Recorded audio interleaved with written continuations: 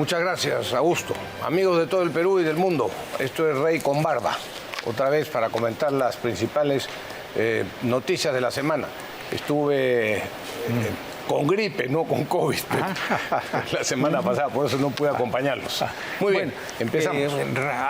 En estos días me encontré con un video muy gracioso de Rosa María Palacios y la otra chiquita que trabajaba en Canal 9, Juliana Oxenford. Muy bien, ¿no? A ver, escúchenlas, por favor. Eso se llama pica, resentimiento y como consecuencia de ello, odio.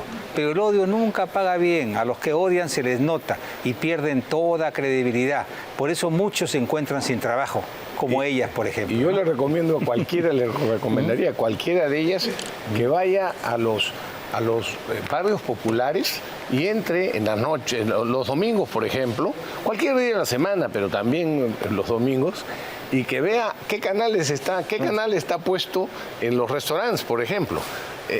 Estamos agradecidísimos con Pepe Barda y les pasa exactamente lo mismo a Augusto, a Milagros, a Philip Butters, de que la gente sencilla y humilde de nuestro país, obreros de construcción, por ejemplo.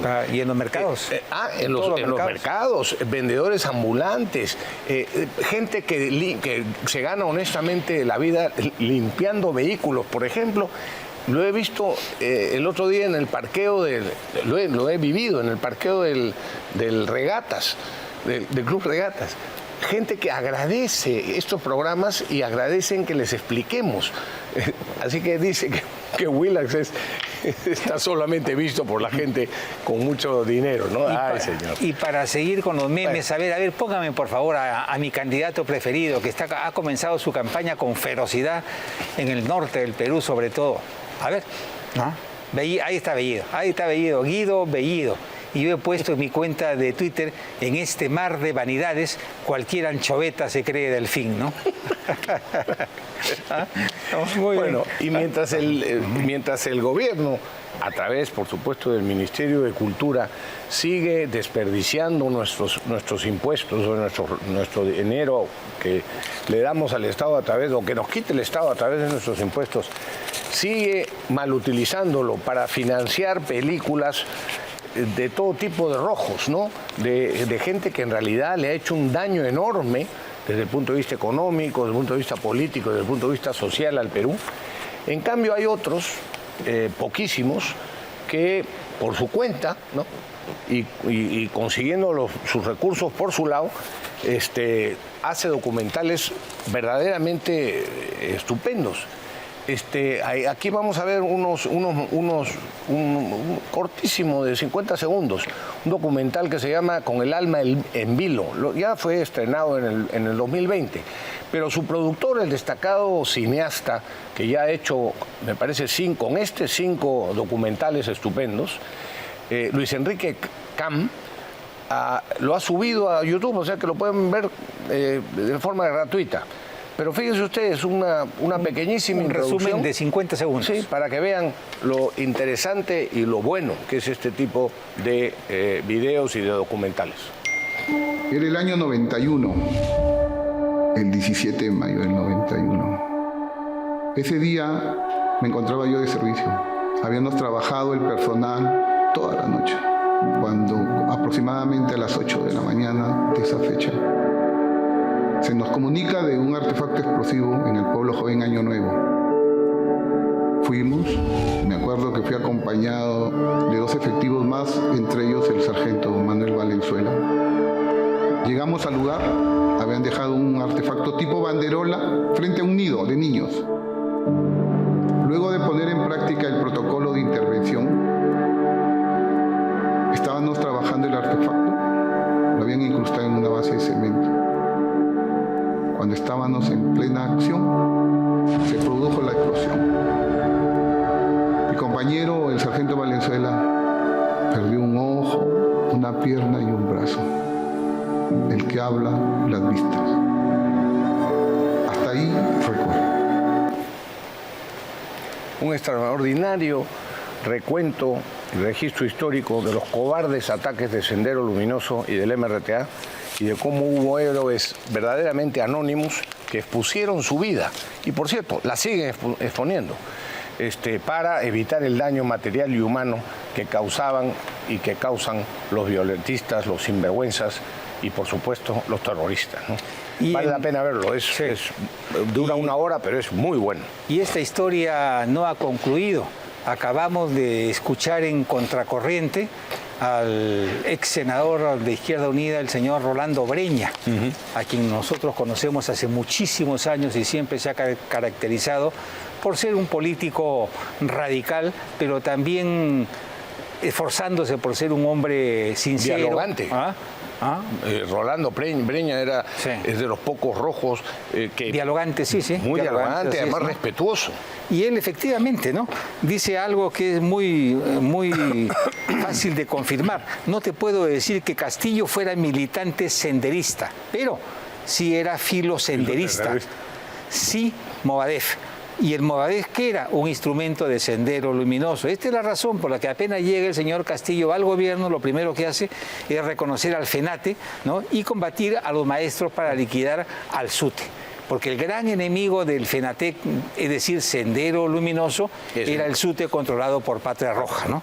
Y también advierte que Sendero existe y trabaja. Tiene cuadros, dinero y se desplaza en todo el país.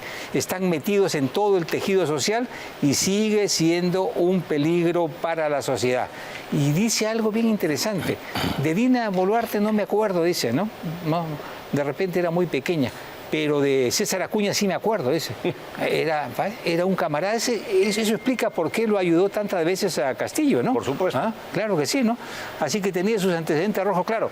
Ahora se ha convertido en un gran burgués y evidentemente no tiene ningún parentesco con el rojerío actual, ¿no? Claro, gracias a los ingresos de la universidad que maneja y que tiene, ¿no? Sí, claro. Propietario. Bueno, pero y simplemente para terminar, diré que este documental de Luis Enrique Camp, por supuesto no ha recibido un centavo del Ministerio de Cultura, ¿no? ni de nadie del gobierno. Y se las busca solito, ¿no? Debería de cambiar. A ver si la presidenta, ¿no?, que dice que no es un gobierno débil, en respuesta, esta es una cosa que quería también comentar. Hace unos días el ministro de Economía, y lo han hecho después, lo han rectificado, e incluso el presidente del Consejo de Ministros, Gustavo de la Sella, ha dicho, bueno, el problema con el ministro de Economía ha sido resuelto. ¿Cuál problema? Lo único que hizo el ministro de Economía, con muchos criterios, en una entrevista, comentó, bueno, este gobierno pues es débil. Efectivamente, estaba simplemente reconociendo algo que es evidente. Sí, claro. Bueno, y por supuesto se levantó la señora Boluarte y dijo, esto no puede ser, y dijo, no somos un gobierno débil. Somos un gobierno que está construyendo, fíjense, una madurez democrática y una madurez política. Acá nos comprometemos y nos fajamos por el país. Fíjate, este bajo nivel de lenguaje que utiliza este tipo de presidentes, ¿no?, para que en adelante no venga un grupito a quebrar la democracia, a quebrar el Estado de Derecho. y en menos de 5 años tengamos 6 presidentes. Oiga, señora, no sea usted fresca. Usted fue parte de ese grupito con el señor Castillo. Usted misma fue parte de ese grupito. Después dice ella, este gobierno de esta mujer andina, con el legislativo, estamos avanzando en aquellos derechos e intereses de la población que tanto necesita. ¿Avanzando? ¿En qué? Yo le pregunto a los televidentes, a ver si nos contestamos. ¿En qué estamos avanzando? Porque hasta donde vemos solamente retrocedemos.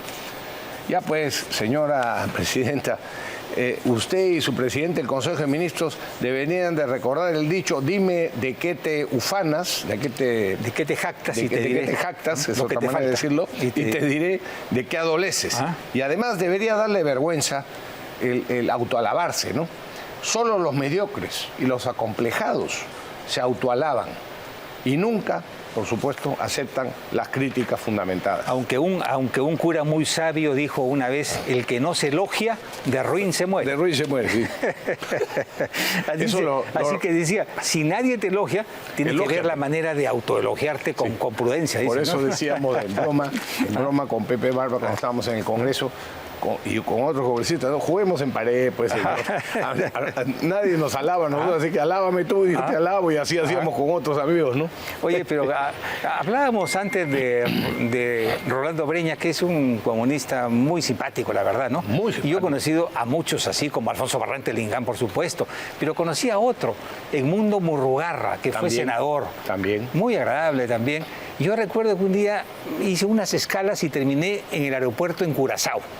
Y de repente veo un tipo como a 100 metros, o sea, lo distingo. ¡Milagro! Que gritaba, ¡milagro, milagro, milagro! ¿Qué cosa? ¿Un loco? Dije, un loco, no. Y cayó de rodillas. Era Edmundo Murrugarra, ¿no? Y me dice, ¿qué te pasa, hermano? ¿Qué problema tienes? No, hermano. Me han robado, no tengo un centavo en el bolsillo, no tengo ni para pagar el impuesto de salida de este maldito país. Decía. ¿No? Decía, tienes que prestarme plata, por supuesto, le dije, le presté $200 para que no te quedes en el camino, y el hombre se fue. Pero me acuerdo mucho, milagro, milagro. Ahora, el otro milagro fue cobrarle, ¿eh? Qué difícil para pagar, ¿eh? Pero pagó, pero me pagó un fajo así de billete de $1, ¿no? ¿Ah? Bueno, buenas personas. El mundo, bueno, sí, yo tengo buen claro recuerdo que sí, ¿no? de las épocas que pasamos juntos. Déjame terminar el comentario de la época que pasamos juntos con ellos en el Congreso. El mundo Murrugarra y por cierto, Rolando Breña Pantoja, además, era un hombre muy gracioso, muy ocurrente, que hacía amenas a veces las sesiones del Congreso, ¿no? También le decían cuarto pollo, ¿no? Párate. Cuando estaba de pie hablando por el micrófono, oye, pero ponte de pie pues, para hablar. Bueno, sobre esta noticia hubo un gran debate hace algunos meses, pero gran debate, ¿no?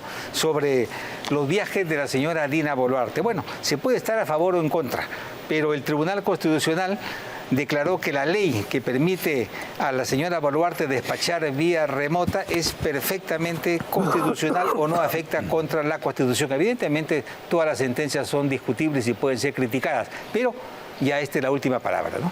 Sí, efectivamente, la última palabra la tiene. Otra noticia pequeñita, a ver, Aníbal Quiroga es uno de los mejores constitucionalistas que hay en el país, ¿no? Le hacen hoy día en El Comercio una entrevista, esos sabanones de 2 páginas y pico le hacen, ¿no? Pero ahí encuentra uno entre las últimas preguntas, uno encuentra la siguiente interrogante. ¿Existió un cerco judicial contra Alan García? Y su respuesta es contundente, ¿eh? De eso no queda ninguna duda. Fue un claro abuso que terminó en tragedia. Y esa tragedia parece no querer terminar, ya que se le persigue aún después de muerto.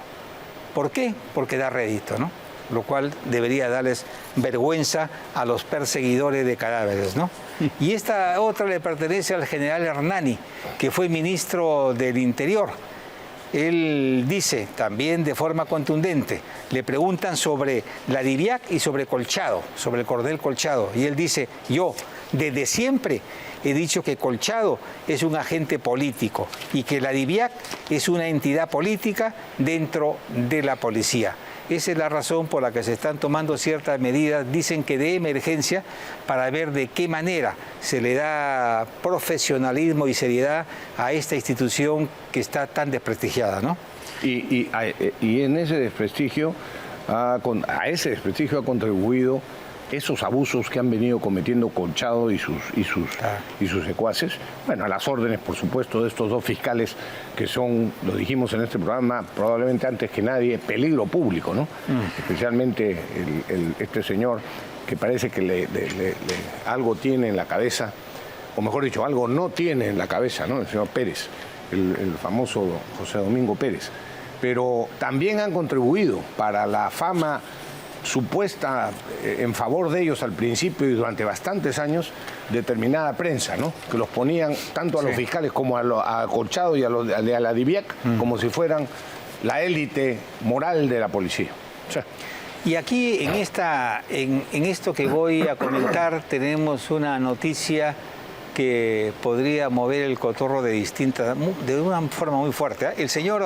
El señor Piero Corbeto es el jefe de la Oficina Nacional de Procesos Electorales, la OMPE. Ya se cumplen sus 4 años y evidentemente tendría que retirarse a lo que es, a su oficio, ¿no? Pero él ha pedido continuar en el puesto. Y entonces se reúne esta semana la Junta Nacional de Justicia, aunque no tienen los votos para ello, pero se van a reunir para ver su caso. El señor, yo tengo de algunas personas, tengo una, por si acaso, buena referencia sobre él, ¿eh? Pero en fin, ¿no? El asunto es que es una personalidad muy cuestionada tal vez por el 50% de peruanos. Y una autoridad electoral no puede tener ese tipo de cuestionamientos, porque tiene que ver con la transparencia del próximo gobierno y con su futura legitimidad. Y entonces el señor Piero Corvetto debería, por un gesto, porque no lo van a ratificar, por un gesto de, no sé, de dignidad, retirarse, ¿no? Tranquilo, y ir a lo que ha acostumbrado a hacer siempre, ¿no? Pero no insistir en esta majadería de seguir siendo jefe de la Oficina Nacional de Procesos Electorales después del papelón que cumplió en las últimas elecciones, ¿no? Y eso me hace acordar, Pepe, a otro señor que también se ha querido quedar, pero que ya felizmente ya el gobierno parece que ha decidido quién lo reemplazaría. Falta la ratificación por el Congreso, que es el caso del Contralor Nelson Schack, ¿no? Ya en un programa anterior comentamos aquí que la Contraloría, y concretamente el señor Schack, nos venía diciendo todos los años, salía en una conferencia de prensa a decir, este año nos han robado, la corrupción nos ha robado más o menos entre 20.000 y 24.000 millones de soles. Eso durante prácticamente los últimos 5 años, cada año. Y entonces, claro, aquí comentamos, pues, ¿qué quiere decir eso? Que los ladrones son los corruptos, los sinvergüenzas, los coimeros, son tan organizados que siempre más o menos roban y coimean más o menos por la misma cantidad de dinero cada año, ¿no? Bueno, pero ya, como digo, el señor Schack se va. Esperemos que el Congreso no se demore, porque hace poco han ratificado mediante una ley que no hacía falta, dicho sea paso, que se diera, pero él se ha estado moviendo para ver si lo ratificaban, y por lo menos el Congreso dijo, bueno, se queda hasta que se nombre a otro. Es evidente que se queda hasta... Pero está nombrado el Contralor por 7 años. Pero yo quiero hacer ver lo siguiente, gran parte de la paralización de la burocracia en el Perú, gran parte de la paralización del Estado y de todo el miedo, cobarde por cierto, pero miedo, que tienen los funcionarios públicos para tomar decisiones, para decidir, se debe a la Contraloría, a la actuación indebida de la forma que actúan la Contraloría. Un último ejemplo. Acaba de sancionar la Contraloría a un buen directivo por haber comprado café con la caja chica, cosa que se hacía durante años. Fíjate tú, entiendo que lo han, ¿cómo se dice?, inhabilitado por creo que hasta por 2 años de la función pública, por esa estupidez, por esa ridiculez. Y sin embargo, siguen robándonos cada año más o menos, según el propio Contralor, 20.000 millones de soles, ¿no? Una confesión de parte, no solo de que sus acciones de control son inútiles, sino que es parte de la propia corrupción y de la ineficiencia dramática del Estado peruano. Las estadísticas oficiales es lo peor. Fíjense, entre el 2010 y el 2023, o sea, en los últimos 13 años, el total de denuncias de la Contraloría ha sido de 4.669. ¿Saben cuántas han terminado en efecto sentenciados porque se ha comprobado, han demostrado efectivamente que había las irregularidades o los delitos que suponía la Contraloría? 9 casos. De 4.669, 9 casos han sido sentenciados. Para que se den una idea de la barbaridad que sucede en nuestro país. Tanto, por supuesto, a nivel de las tonterías que a veces acota la Contraloría o denuncia la Contraloría, como aquellas grandísimas que no denuncia la Contraloría. Y, por supuesto, la ineficiencia del Poder Judicial y de la Fiscalía. Pero, y eso me recuerda también otro caso, que es la maldita SUNAT. De las pocas cosas buenas que tuvo Toledo en mi concepto fue esa frase, la maldita SUNAT. Porque sí, comprendo y conozco el caso de muchísimas empresas, pequeñas empresas, perseguidas absurdamente y acotadas absurdamente por la SUNAT. Que se ensaña con los formales hasta el ridículo, pero no sabe atraer a los informales a la formalidad. ¿Por qué? Porque a pesar de tener la posibilidad de sugerir los cambios legales que se deben hacer para hacer atractiva la formalidad, no lo hace. La SUNAT es entre otras cosas, por la perversidad de los bonos de producción que tienen los funcionarios de la SUNAT, ¿no? Cuanto más acotaciones hacen, mejor es el bono, claro. Por eso está el Tribunal Fiscal lleno de apelaciones. Ya andan cerrando y abusando a los pequeños comerciantes, emprendedores, ¿no? Y coimeándolos también. Por supuesto, yo soy de los que cree que el papel de la SUNAT es fundamental en el Perú para la recaudación, evidentemente, y que el miedo, igual que es en Estados Unidos el IRS, por ejemplo, ¿no? El miedo es la principal arma para que la gente pague impuestos, porque a nadie nos gusta pagar impuestos, ¿no? Entonces sí está bien que no solo que exista la SUNAT, sino que actúe la SUNAT, pero lo que no está bien es la falta de criterio. Yo tengo un primo, hermano mío, al que quiero mucho, por cierto, que además es un magnífico abogado, que dice, donde termina la razón, empieza la SUNAT. Yo añadiría ahora, refiriéndome a la Contraloría, donde termina el criterio, empieza la Contraloría. Qué desastre. Bueno, tú comentabas que todos quieren quedarse, ¿no? El Contralor quiere quedarse, ¿no? La Junta Nacional quiere quedarse, sí, los congresistas se quieren quedar, el DINA se quiere quedar, todo el mundo se quiere quedar, los jueces supremos se quieren quedar, los fiscales se quieren quedar, todos se quieren quedar por la sencilla razón que ganan muy bien, ¿no? Y sobre todo, el jefe de la OMPE, por ejemplo. Porque la actividad privada... Ahí va. ¿Cuánto gana el jefe de la OMPE, por ejemplo, de la Junta Nacional? Sí. Ganan más o menos 40.000 soles, 39.000 soles mensuales. En la actividad privada a ese tipo de personas no le pagarían. ¿Quién le pagaría a la señora Tello, por ejemplo, más de 3.000 soles? No podría, primero que no le darían trabajo, ¿no? Por la edad. Años, ¿no? ¿Quién le podría dar trabajo? Hay otros que son abogados más o menos, ¿no? En el mercado estarían ganando, ¿qué? Unos 1.500, máximo $2.000, ¿no? En el mejor de los casos, ¿no? Están ganando una suma que está fuera de sus proporciones, nunca se lo habían imaginado, y entonces se atrincheran en el puesto, se defienden con furor, ¿no? Contratan los mejores abogados con la plata del Estado, y a ver quién los saca. Hay que sacarlos con dinamita, con soplete, ¿no? Qué difícil es sacarlos de los puestos, oye, qué bárbaro, ¿no?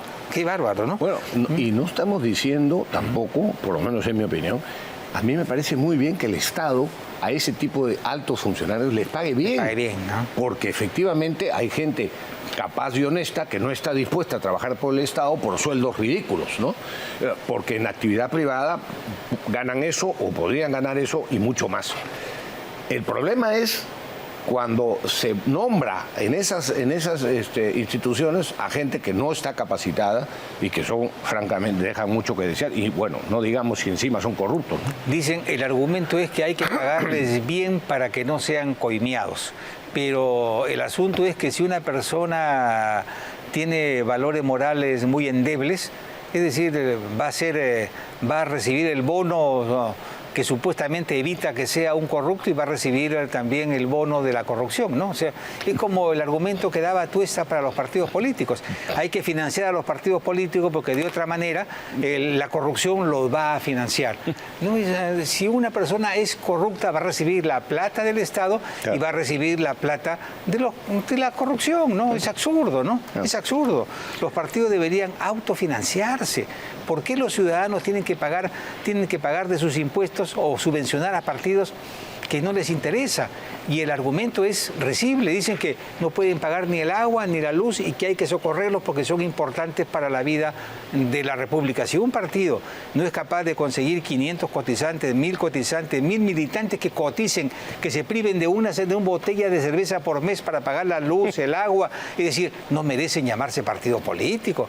Los partidos políticos no deben ser subvencionados por el Estado. Eso es un robo, eso es una canallada, es una estupidez, ¿no? Que no la va a cambiar. Y deberían aprender de los sindicalistas de Estados Unidos, de Francia y de otros países, ¿eh? Que ellos entendieron desde el principio que para no depender de la tutoría de los patrones ni de la generosidad supuesta, entre comillas, del Estado, había que meter las manos a su bolsillo para fortalecer su institución, su sindicato, y los convirtieron en poderosas instituciones. Y caray, ¿no? que tienen eficacia, porque contratan, tienen dinero suficiente para contratar a los mejores economistas, los mejores abogados. Por ejemplo, la AFL-CIO de los Estados Unidos está compuesta por 104 federaciones.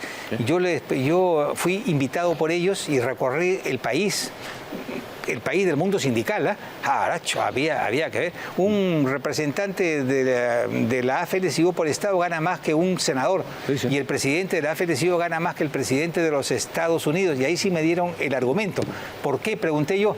Porque no queremos que los compre nadie, les pagamos mejor que nadie, ¿no? Y con los recursos que ellos recogen de las 104 federaciones, es decir, han hecho construcciones inmensas, préstamos a los trabajadores. Cuando se reúnen con los políticos no es para pedir, sino para dar. No es para recibir órdenes, sino para darlas en nombre de los trabajadores. Esos son sindicalistas.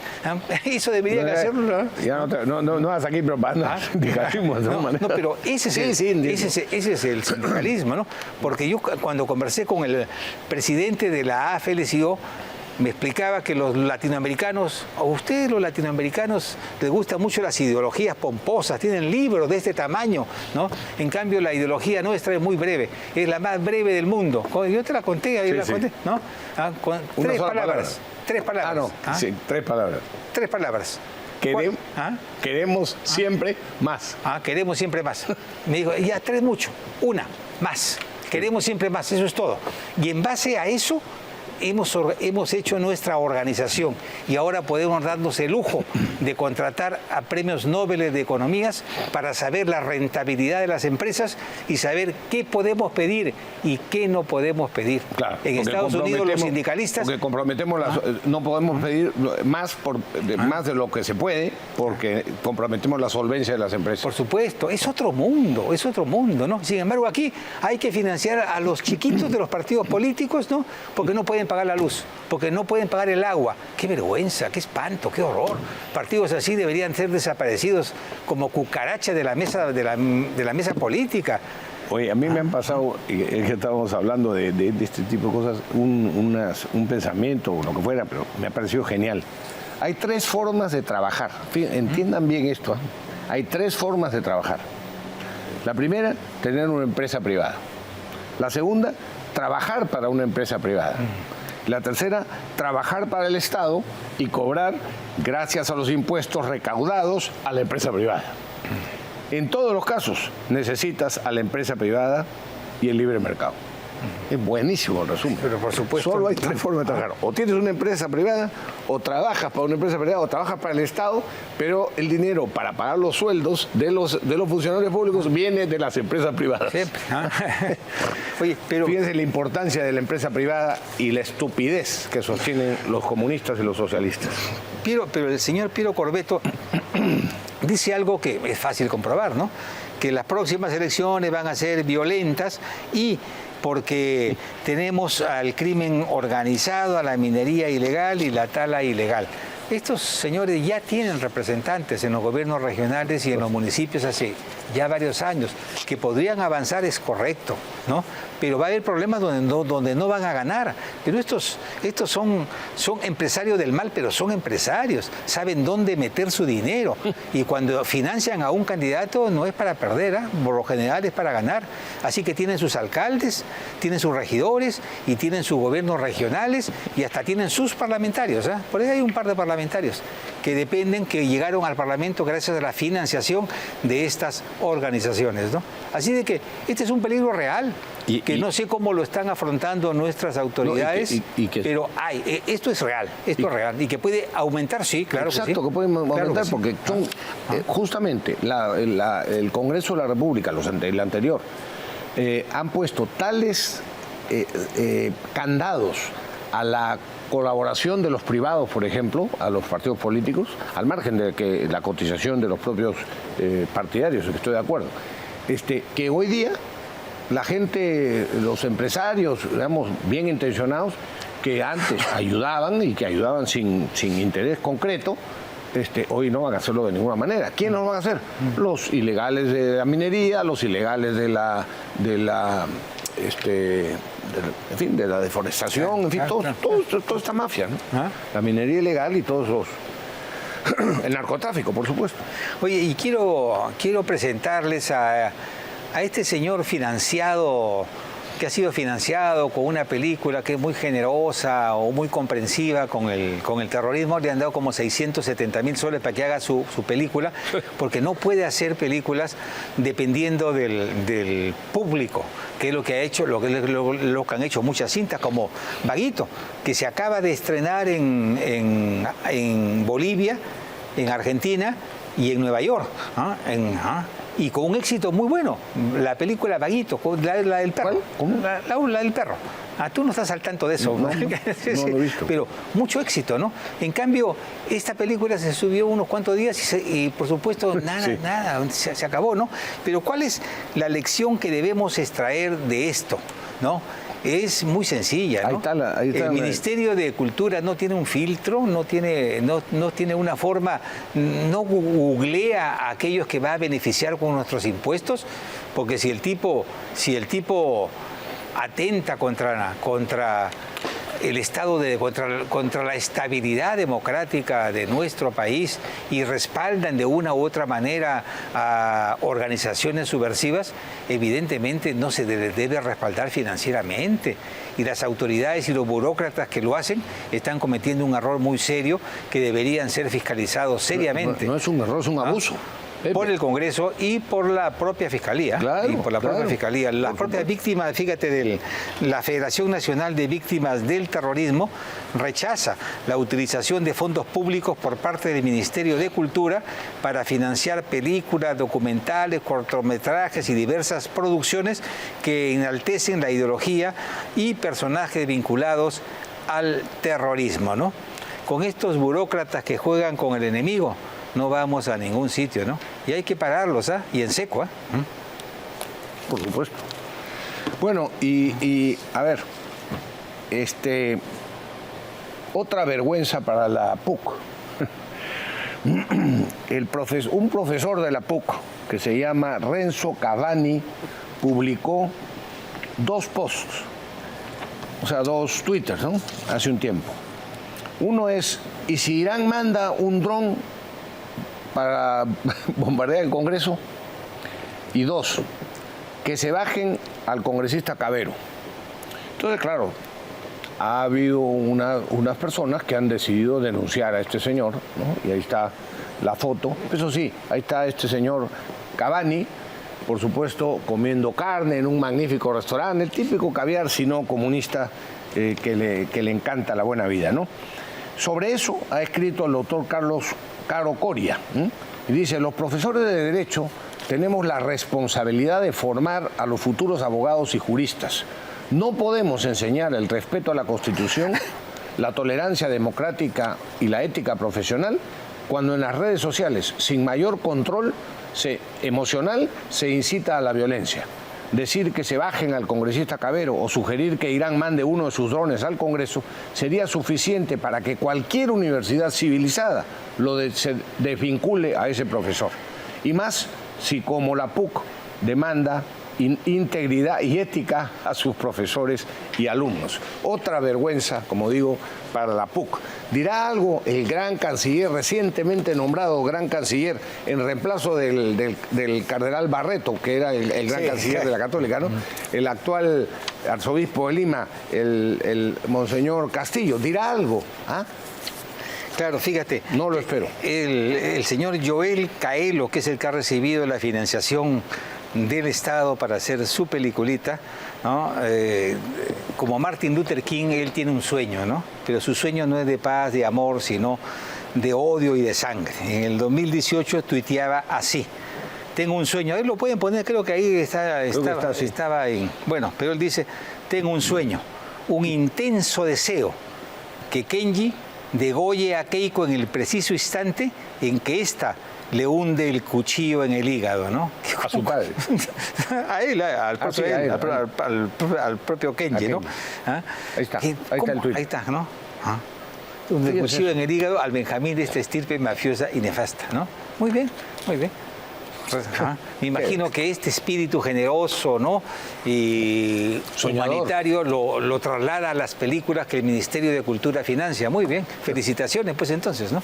A ver si el señor presidente del Consejo de Ministros va a hacer algo respecto de eso, del financiamiento de películas tan ofensivas para cualquier persona que tenga cierta decencia en el Perú, ¿no?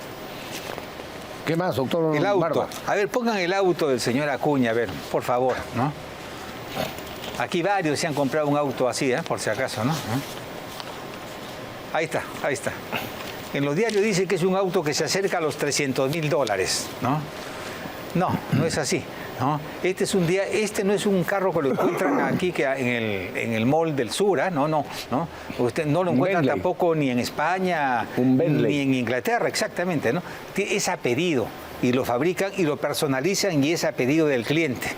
Y está aproximadamente en $470.000 y con algunos aditivos sale por $550.000, ¿no? Ahora, tener un carro como ese en Trujillo, donde bache, donde no se puede, donde el carro no puede transitar, me parece solamente un acto de exhibicionismo. La verdad es que el señor Acuña debe sentirse muy poca cosa para tratar de exhibirse en un carro de estas características, ¿no? Si yo tuviese tanto dinero como él, lo emplearía en mi propia universidad. Ustedes saben que la Facultad de Medicina del señor César Acuña está entre las peores del Perú, si no la peor. El 70% de los graduados de la Facultad de Medicina no aprueban el examen de medicina para poder ejercer. El 70%. En lugar de invertir $500 o $600.000 en un carro así, yo lo invertiría en mi propia universidad, ¿no? Y a propósito, lo felicitamos por su fortuna. Me dicen que es de más o menos unos $450 millones, ¿no? Bien por él y bien por los estudiantes que han logrado que este señor, que era muy pobre y rojo, se convierta ahora en un multimillonario respetable que se divierte comprando autos de $500.000 y que avisa que se va a comprar un avión, ¿no?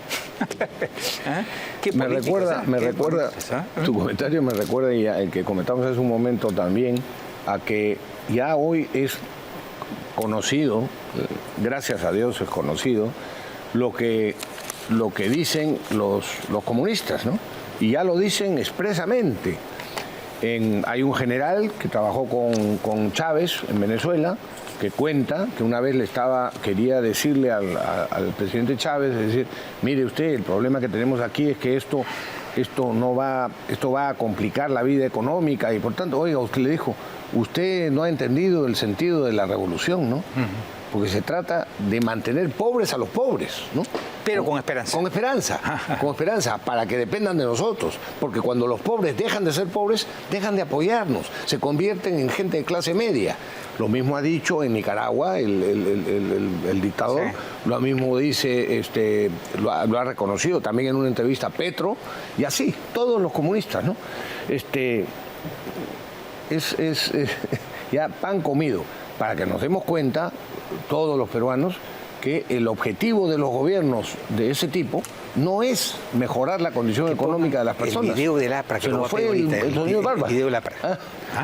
No es mejorar la condición económica de los pobres, al contrario, es mantener los pobres para que dependan del Estado y de las dádivas del Estado.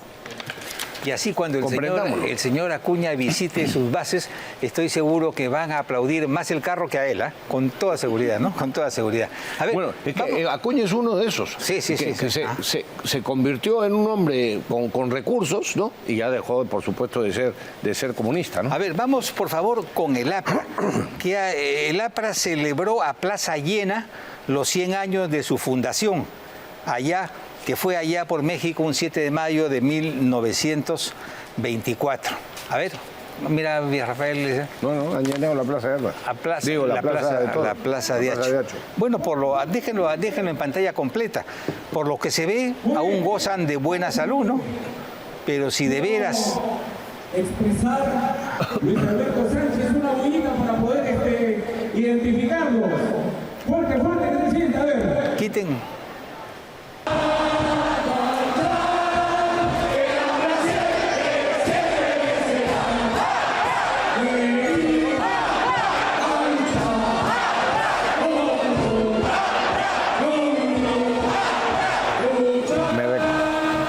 Bueno, suficiente, después van a decir que somos un canal que le hace propaganda al APRA, ¿no? Pero me recuerda la manifestación de Villanueva del Campo, O sea, en el año, como donde era candidato el año 80, ahí frente en el Paseo de los Héroes, ¿no?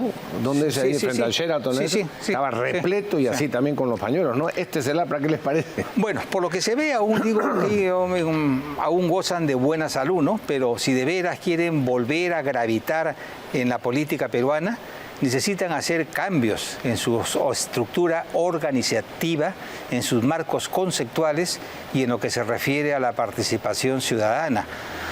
También deben estar dispuestos a arrojar dogmas, prejuicios, viejas armas e incluso tirar por la borda a algunos miembros que en realidad se han convertido en un obstáculo, ¿no? Correcto. El reto que ahora tienen es el de construir un partido moderno, conceptualmente preciso, moralmente sólido, pienso, y capaz de reencontrarse con la confianza y el respeto ciudadano. Para esta tarea nunca deben de olvidar su historia, la historia de un partido religiosamente comprometido con las causas sociales, y deben recordar siempre que el APRA empujó y en muchos casos conquistó la jubilación obrera, los 30 días de vacaciones, el salario dominical y otras leyes más que hoy son derechos inconculcables del pueblo peruano, ¿no? En esta esperanza yo los saludo y les deseo la mejor de las suertes, pero el camino que tienen por delante es muy complicado. Han hecho un buen lleno de la plaza, pero no se confíen, no se confíen. No, y hay que decir otra cosa, Pepe, creo que vas a estar de acuerdo conmigo. La teoría de ahí de la Torre, espacio y tiempo histórico. Espacio y tiempo histórico, llevó a Alan García a la conversión que tuvo ideológica, ¿no? De defender una serie de tonterías, no de las causas sociales, que por supuesto que hay que defender, el bienestar social es el que hay que conseguir, el reducir o suprimir por completo la pobreza, por supuesto. Lo que hay que comprender es que eso se consigue más rápidamente y de forma verdadera cuando se aplica economía de mercado y cuando se respetan las leyes de la oferta y la demanda. Si no, por el camino de la imposición, por el camino del socialismo, no digamos de los populismos y de las demagogias, se consigue exactamente lo contrario. Por supuesto. A ser más pobres. Y por supuesto, este mismo deseo de suerte y de buena aventura que le deseamos al APRA, se lo deseamos también a Acción Popular, que ojalá se reconstruya y sea lo que ha sido antes, al PPC, que nos ha dado tantas figuras interesantísimas para la política peruana, e incluso a Izquierda Unida, que en algún momento parió a un hombre como Alfonso Barrante del Dingac. Hoy en cambio lo que tienen son pulgas y piojos que lo único que saben son odiar, ¿no? Y gritar insultos, ¿no? Tenemos que ir a una pausa. Pausa y regresamos.